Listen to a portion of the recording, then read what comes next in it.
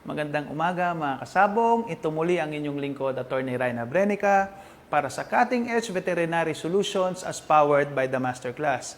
Ngayong umagang ito mga kasabong ay sasagutin ko muli ang katanungan ng isa na naman nating kapwa magsasabong. At yun ay, Attorney, ako po ngayon ay nagbi-breed para sa mga super early bird na labanan sa susunod na taon.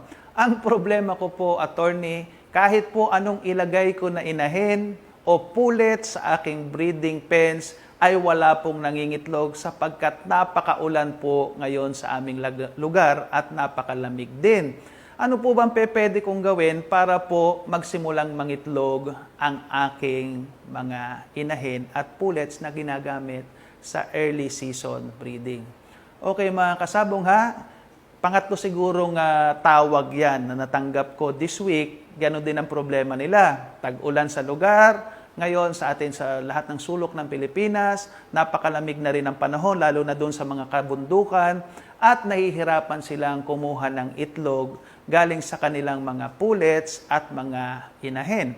Ito ang inyong pwedeng gawin kung ganyan talaga na sobrang maulan at napakalamig ng inyong lugar.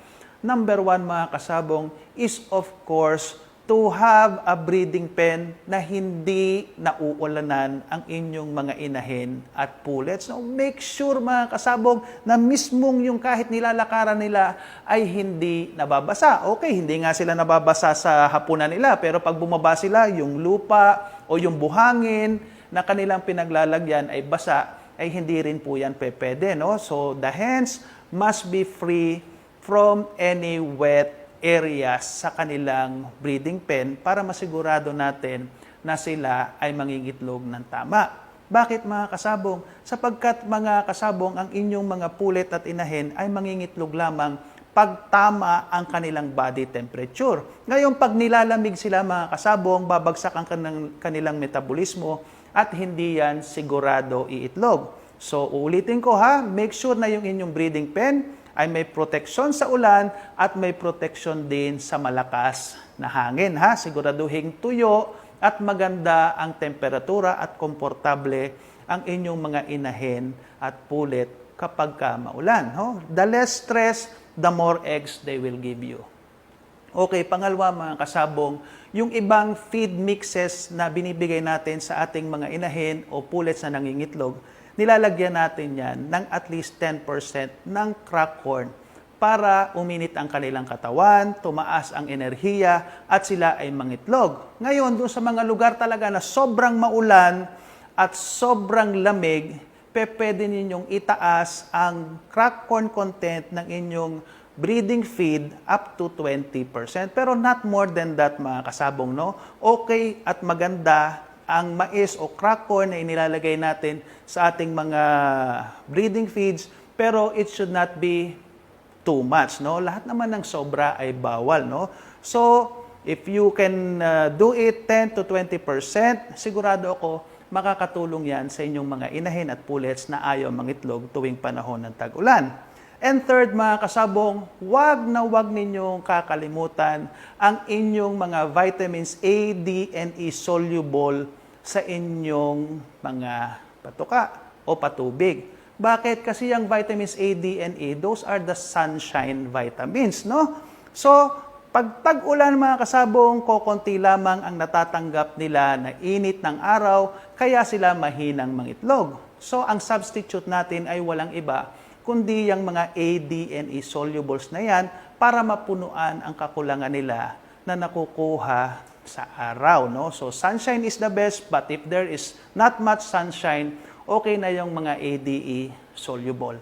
And lastly, mga kasabong, at napakarami ko nang natulungan dito, you can add some oil sa inyong patuka. Why?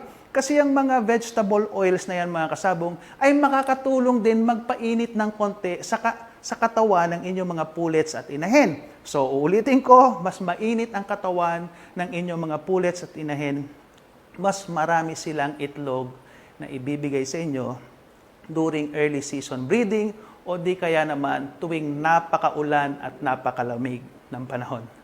Ito muli ang inyong lingkod, Attorney Ryan Abrenica, para sa Cutting Edge Veterinary Solutions as powered by the Masterclass. Mga kasabong, iimbitahan ko kayo sa Batch 43 ng RA Superfly Kaking Masterclass face-to-face seminar dito sa aking resort sa Lapu-Lapu City, Cebu on September 16 and 17. Ito na ang inyong pagkakataon para maging isang ganap na masterclass graduate na nagkakampyon sa lahat ng sulok ng ating bansa ngayon.